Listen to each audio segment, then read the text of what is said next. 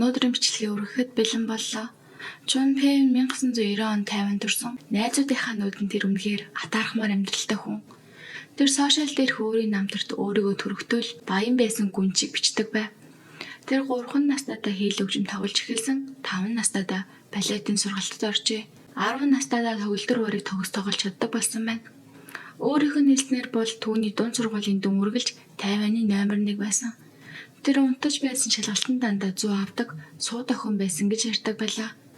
Өөрийгөө дээд зэндааны хүн мэтээр харуулах тэр дүрээ Америкт ч бас хадгалж явсан. Тэр Гаусианы багшийн сургуулийг төгсөөд Нью-Йоркийн Прад институтад орж шинжлэх ухаан болон урлагийн 2 магистр хамгаалжээ. Чун Пэйн найз нөхдийнхөө дунд маш мундаг хүн байлаа. Тэр зөв боловсон яриа сайтай, хөгжим сонсож, музей үзэж, үргэлж хамгийн цэгцтэй, хамгийн мэрэгжлийн уншиг харагддаг. Мөнгөний тухайд тэр хизээж хүнээр хоол ахуулж юм гууж явдаггүй байсан. Тэр бүр заримдаа найзуудтайгаа төлбөр төлөх гэж уралддаг байлаа. Түүний тэр үеийн өөртөө итгэл нь сайн цалинтай байснаас гадна дотоод ертөнцийн нэвтэрч амжаагүй байснаас үүдэлтэй. Чун Пэйн тасралтгүй ажиллаж, нэр төртэй амьдарч, Нью-Йорк хотод жинхэнэ амьдрал босхийг хүсэж байв. Гэвч хинж мэдэхгүй нэг нууц түүний тэр гоёмсог дүрийн цаана нуугдаж байсан. Чун Пэйн аав нь Ivy League-ийн их сургуулийн захирлын зөвлөх, ах нь олон улсын нисгэгч гэр бүл нь баячууд гэж танилцуулдаг. Гэвч бодит байдал дээр түүний гэр бүл огтхонч баян айл биш. Түүний эцэг их Тайванд жижигхэн угаалгын газар ажиллаулдаг жирийн хүмүүс байлаа.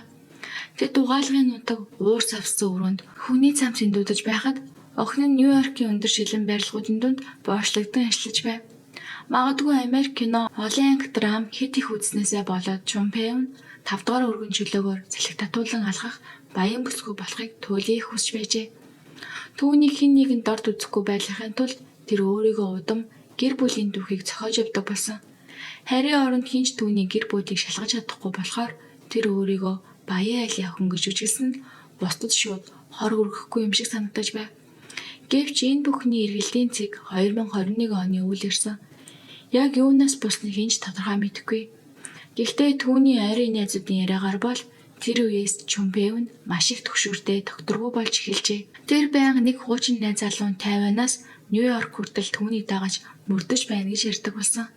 Тэр үүнийг маш үнэмшилтэй, дүрслэлтэй ярьдаг байсан болохоор найзууд нь хүртэл яаж эхэлсэн байна. Тэр бүр хуучин найз залуугаас цухтахын тулд нэг эрэгтэй найзаасаа өөрийнх нь шинэ найз залуу нь болж жүжиглэн хамт амьдарч бас хамгаалагч нь болж өгөхийг гуйсан байна. Одоо эргээд харахад тэр аимшигт X үнэхээр байсан хэсэг нь хүртэл эргэлзээтэй. Гэхдээ Чун Пэйний жүжиглэлд анхаарал татах зан чанар улам бүр тодорч эхэлсэн тодорхой. Тэр 70 тухамсартай өөрийгөө хохирогч хамгаалуулах ёстой гүнж гэж төсөөлж толгой дотроо байнга том драам зохиож байв.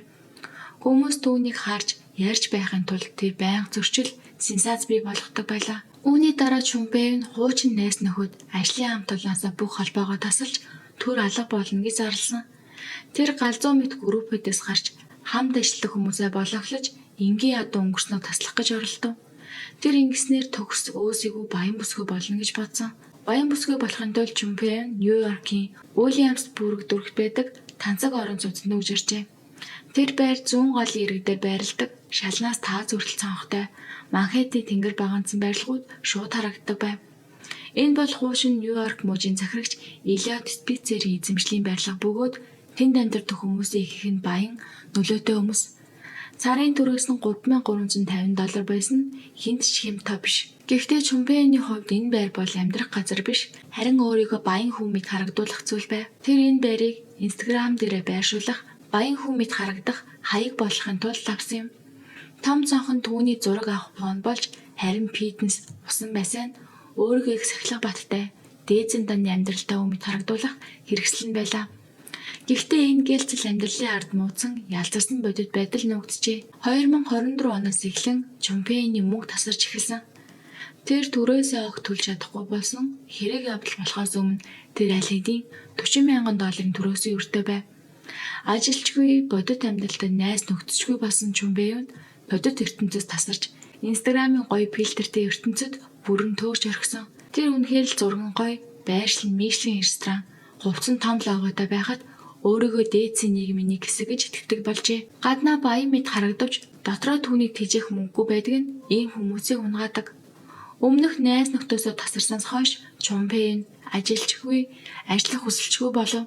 Нью-Йорк шиг мөнгө сардаг хотод түүний өмнөх хуримтлал тэсэхгүй дууссан. Эцэг эхээс нь ирдэг жаахан мөнгө ч нэмэргүй байлаа. Тэгээд Чумпейний толгойд нэг галзуу төлөлгөө орж иржээ. Тэр толь руу хараад залуу үзэсгэлэнтэй өөрийгөө харж улаан уруулын бодог түрхээд тансаг хувцас өмсөд жинхэнэ баян бүсгүй болж чадахгүй бол жүжиглэе гэж тэр шийдсэн. Нүүр улаахгүй хурдан зүгтвэл бүх ертөнц түүнийх болж чадна гэж тэр боджээ. Тэгээд тэр Нью-Йоркийн ресторануудаар үнэгүй хоол идэж эхэлсэн. Үнэгүй хоол идэхгүй үедээ тэр түрээсээ төлж чадаагүй байрандаа ганцаараа сууж бараг л хогдуунд амьдарч байв. Хөршүүд нь түүний талаар байн гомдол гаргадаг болсон. Нэг хөршөнд байрны менежерт мэйл бичээд тэр эмэгтэй жинхэнэ хар дарсан зүуд коридорт нь дандаа хоолын сав хог хөглөрөөд үнэр нь тэсгийн аргагүй гэжээ. Хамгийн аимшигтай нь түүний сэтгцийн байдал байв. Зарим хүн лифтэнд түүнтэй дарахад тэр яг айсан муур шиг үсрээд гарч амдаа юм бутандаг гэж ярьдаг. Шүн дунд заримдаа түүний өрөөнөөс хэрүүл маргааны чангадуу гардаг байсан ч тэр ганцаараа амьдардгийг бүгд мэддэг байлаа. Чумпейн хоолнд хэтэрхий донтох болсон. Тансаг хоол түүний баян бүсгүй гэсэн дүрийг хамгийн амархан баталж өгдөг байв. Тансаг машин том байшинтай байснаас Мишлен ресторанд нэг удаа хоол идэх нь хамаагүй амархан байлаа. Зүгээр л баян харагдчихвал хаанч ширээ захиалж чадна гэж тэр ойлгосон. Үнэтэй хоолны зураг, улаан дарсны зургуудыг Instagram дээр тавих нь түүний сүүлчийн амьдралын зорилго болжээ. Цаг хугацаа 2024 оны 10 дугаар сарын ихэнх үедэр ирсэн. Бруклинд байдаг Lavender Lake гэдэг инфлюенсерүүд их ордог бар бол Чумпейний туршилтын ихний газар байлаа. Тэр тэнд $97 үнэтэй арх жижиг хоол захиалсан. Бүүдгэр гэрэлдээр тэр уцаа гаргаад камераа харж нэмсгэлээ дахин давцаар байлаа. Шинэ оны минт гэж тэр дотроо шимнээд сүүлчийн балгыг. Дараа нь тэр юбка янзлаад яг л том хэлцэл хийж дуусгасан бизнес эмэгтэй шиг тайван алгасаар хаалга руу явлаа. Тэр үед зөөгч нар завгүй байсан болохоор буланд юу болж байгааг анзаарсангүй. Гадагшаа гарахад хүүтэн салхи нүрийг нь цохих мөчөд Чумпейний зүрх минутанд 180 удаа цохилжээ. Тэр айсандаа биш харин хит их догтлсондоо ингэж байв. Нэг ч мөнгө төлөлгүй сайхан оройг өнгөрүүлэх энэ мэдрэмж архинаас илүү донтолдог байлаа. Нью-Йоркийн тансаг ресторанууд хэтэрхий нэр төр дуртай, гоё хувцастай хүмүүст хэтэрхий амархан итгэдэг. Hermes цүнх бол нэвтрэх тасалбар, Prada гутал бол үл үзэгдэх нөмрөх байлаа. 10 дугаар сарын 22-нд Чумпейн Мишлен нэг одтой Францын ресторан руу хөндлөлөө. Тэр рестораны нугасны мах бүх хотод алдартай, жирийн үед цагаалга авах бараг боломжгүй газар байв. Чумпейн 7 хоногийн өмнөөс цонхны аживын ширээг захиалсан. Уцаар ярьж байхдаа тэр би Пэй байна. Хамгийн гоё гэрэл усах ширээг өг. Та нарт реклам хийгээд өгнө гэж хэлжээ. Тэр орой Чумпейн гоёж аппарат гэрэл усгалын хавтаа уртал авч ирсэн. Ширээ тэр дайруу жижиг зураг авалтын студичиг болж хөрсөн юм. Түүхийн өхрийн мах хавирга ээл дараалан гарч ирж байлаа. Харин тэр идэх гэж яраагүй эхлээд бүх талаас нь зураг авч засварлаад Instagram дээр тавив. Францыг нугас ёстой гайхалтай амтай гэж тэр бичсэн байна. Доор нь хүмүүс баян хүн юм аа, нэр хүндтэй амьдрал гэж эндээ гэж бичиж эхэлсэн. Эдгээр лайк магтаалыг хараад тэр өхрийн махнаас нэг хэсгийг амтрах идэв. Эцэст нь түүний идэж уусны мөнгө $188 болжээ. Зөөгч тооцоог авчирлаа. Чумпейн харсанчгүй карта гаргаад уншуулсан байна. Хэдэн минутын дараа зөөгч буцаж ирээд уушлаараа таны карт болохгүй байна гэж хэлв. Чумпейн хөмсгөө зангидан тийм байх боломжгүй. Та нарын машин эвдэрсэн байх гэв. Тэр өөр нэг карта гаргасан ч бас л болсонгүй. Хэрвээ энгийн хүн байсан бол газар дор ортлоо ичих байлаа.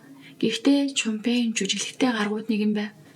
Тэр 50 карта буцаж аваад рестораны эзэн хаартаар зүудлэхээр инээмсэглэл гаргав. Банк системээ шинжилж байгаа байх. Би хэдэн 10 мянган дагагчтай хүн.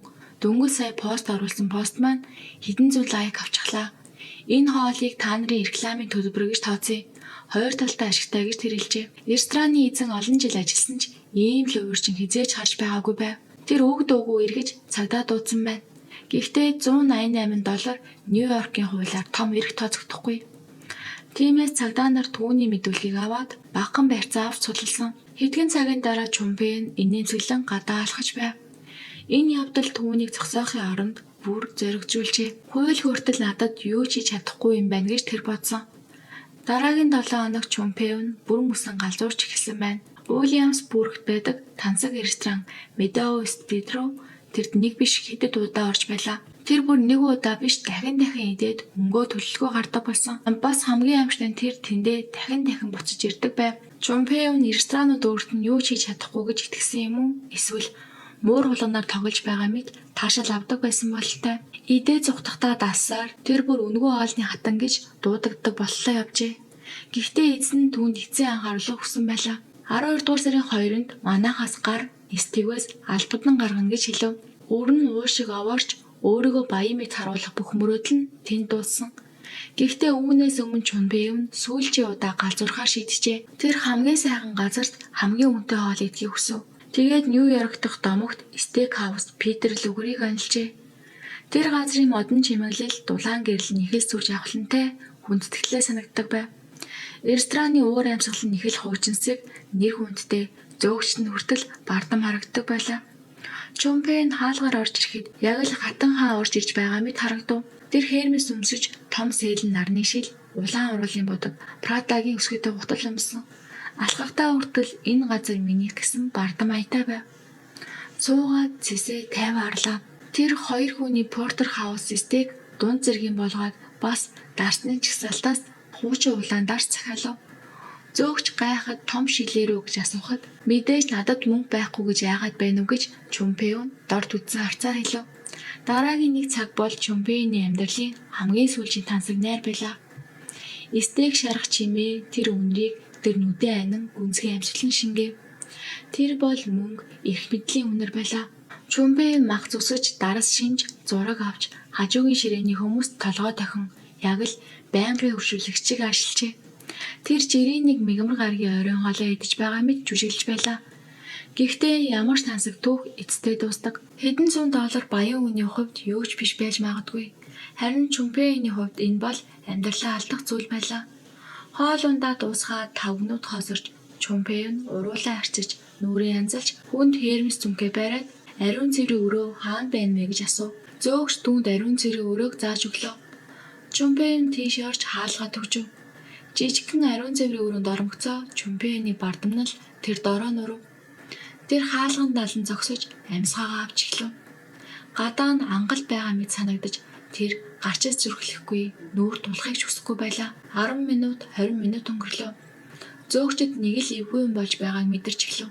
30 минутын дараа менежер хаалгыг тогшлоо. Хатагтай та зүгээр үү гэж асуув. Гэхдээ дотроос нь ямар ч хариу сонсогдсонгүй. Чунпэйн жорлонгийн суудал дээр сум асандаа найдаж байв.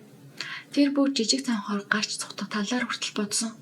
Гэхдээ тийшээ авирах тэнхээ түүнд байгаагүй. 45 минутын дараа менежер төвчээр алдаж ямар нэг юм болсон байж магадгүй гэж яагаад хаалгыг хүчээр онгойлгов. Хаалга онгоох тэр мөчөд Чунпэйний бүх нэртөр тэржигтэй нуруусан. Тэр сандарч толгоогоо өргөж зүрхсэнгүй. Хатагтай та төлбөрөө төлнө үү гэж менежер хэлв. Чунпэйн босгоо зур аргагүй болов. Тэр эмэгтэй өөрийгөө бардам харагдуулахыг оролцсон ч хөлн жигчирч байгаагаа нууж чадсангүй. Ресторанд эргэж орж ирэхэд эргэн тойрных нь түүнийг жигшин харж байлаа. Чунпэйн дараалан 3 удаа хөдлөлөв. Хитвчээ марчихсан. Гэрийг нь лүгээ залгаад мөнгө авна гэжээ. Менежер шууд л зөөгчд цагдаа дууд гэж хэлв. Эрэгтэй зөөгч цагдаа руу залгаж байхад Чунпэйн хүн бүхнийг цочирдуулах нэг үйлдэл хийсэн.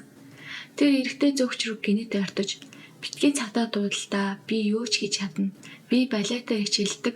Би маань маш уян хоёулаа хөнгүү газар орё гэжээ. Тэр залуу яг цахилгаан цохиулсан юм шиг ухраад улааж өөрийгөө хүндлэгэж хашгирлаа. Энэ мөчөд Чунпэйн зөвхөн хулгайч байгаагүй сүнсээ хүртэл худалддаг уйлахчин болж хувирсан байв. Цагдаа удалгүй ирж Чунпэйн эсэргүүцсэнгүй. Гарт нь гав зүүх үед хүртэл зөөлөн энчин картигийн бугуувч юу эвдрүүл та нар төлж чадахгүй гэж бөвтөнж байв.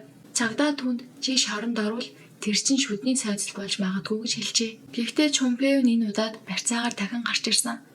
Гэвч тэр яг л чөтгөр эзэмдэгцэн мэт болчихсон байлаа. Учир нь 11-р сарын 11-нд тэр дахин моторина пиццаны газар ирэв. Тэр 2 пицца, 2 латте, 2 зууш, 1 сав цай захиалж ширээг дүүргэв. Энэ удаа тэр бүр жүжиглэхээ болжээ. Хоолоо идэж дуусаад тэр шууд мөнгөний оронд би та нарт сайн үнэлгээ бичиж өгье гэж хэлсэн. Зөөгч залуу татгалзахад тэр өөр нэг арга сэтв. Тэр цээжээ дарж унаа татган би татал төглөө түргэн дуудаарай би өвхөж байна гэж хашгирлаа. Ресторан дотор замбраагүй байдал үүсэн. Хүмүүс туслах гэж яарах үед Чүнпэйвэнд гинэт босоод цухтаах гэж орлоо. Гэхдээ энэ удаа менежер түүний пальтооны захнаас барьж авав. Дараа нь тэр 24 цагийн дотор Ситай, Миси хоёр дээр яг ижил аргаар дахин хэрэг үлджээ. Тэр үед түүний энэ бүх үйлдэл амьд үлдэх биш, харин дотоод хоосорлоо. Ингэж ларангуйлж өөрийгөө эвдэрч дүүрэх болсон байлаа. 11-р сарын сүүлээр Нью-Йорк хүйтэн салхитай болж Чүнпэйвэний үнгүү хоолны аялал төгсгөл төрөв. Энэ номтой шүүгч түүнийг зүгээр л барьцаагаар гаргаагүй. Шүүхтэр 34 настай Чүнпэйвэн туйлдсан, эцсэн харагдаж байлаа. Түүний үнгүү өмгөөлөгч шүүгчид би түүнтэй ойлголцож чадахгүй байна. Тэр өөрийгөө буруутай гэж огт бодохгүй. Хоол бол өөрийгөө алдартай, онцгой хүн гэж боддог түүний хувьд заавал байх ёстой эрх гэж итгэж байна гэж хэлсэн. Энэ үг бүх хүнд нэг зүйлийг ойлгуулсан. Чүнпэйвэн жүжиглэж байгаагүй. Тэр үнэхээр өөрийн зохиосон параллел ертөнцид амьдарч байсан. Тэнд тэр хатан хаан харин дэлхий түнд өөрчлөх ёстой байв. Шүүгч хөмсгөө хатруулан сэтгцийн шинжилгээ хийхийг тушаав. Чүнпэйвэнийг ракс даргалдах эмнэлгийн хэсэг шилжүүлжээ. Үүний зэрэгцээ Чүнпэйвэний хамгийн их бахархдаг байсан сошиал ертөнцөнд бүрэн нурлаа. Мэдээлэл цэцгсийн дараа тэр нэг шинийн дотор нэр хүндтэй бүсгүйгээс бүх хүмүүсийн шоглоон болж хуурсан. Интернет хэрэглэгчид түүнд цагаан олны гүнж гисэн хоч өглөө. Хохирсон ресторануудын эзэд ээлж дараалан дугарч эхлэв. Францын рестораны эзэн эцэст нь шударгаас тоглоо. Энэ бол мөнгөний асуудал биш. Энд бол доромжлол гэж хэлсэн. Моториногийн эзэн тэр бүгдийг санаатай нарийн төлөвлөсөн. Энэ бол цэвэр хүний шунал, цэвэр муу санаа гэж мэдэгджээ. Харин Тайваны казинд байгаа түүний эцэг их огныхоо ийм байдлаар дэлхийд даяар шившиг болж байгааг мэдээд ямар их сэтгэл нь өвдөж байгааг хинч төсөөлөхөд хэцүү. Эцэст нь Чүнпэйвэний дээдсийн нийгэмд орох мөрөөдөл үнсэн тайсан шишиг бутран өнөв. Танцаг байрнаас нь алдан гаргах ажиллагаа эхэлсэн. Түүний бүх брендийн хувцсыг хогшиг цэвэрлэн гаргав. Сэтгүүлчид түүнийг хуурамч амьдрал итгэх хам шинж байж магадгүй гэж үзжээ. Энэ бол орчин үеийн тахал гэж хэлж болох эмгэг юм. Ийм хүмүүс лайк, олон дагагчтай болохын төлөө амьдралаа зохиож, эцэст нь өөртөө аль нь бодит, аль нь худал гэдгийг ялгаж чадгаа болдог. Өөрөөр хэлбэл тэд хиймэл дүрээ хадгалахын тулд жинхэнэ нь өөрийгөө алж орхидог. За ингээд өнөөдрийн бичлэг маань энэ үрээ дуусаж байна. Та бүхэн дараагийн бичлэгийн үзгийг үзвэл лайк саваа заавал дараад өгөөрэй.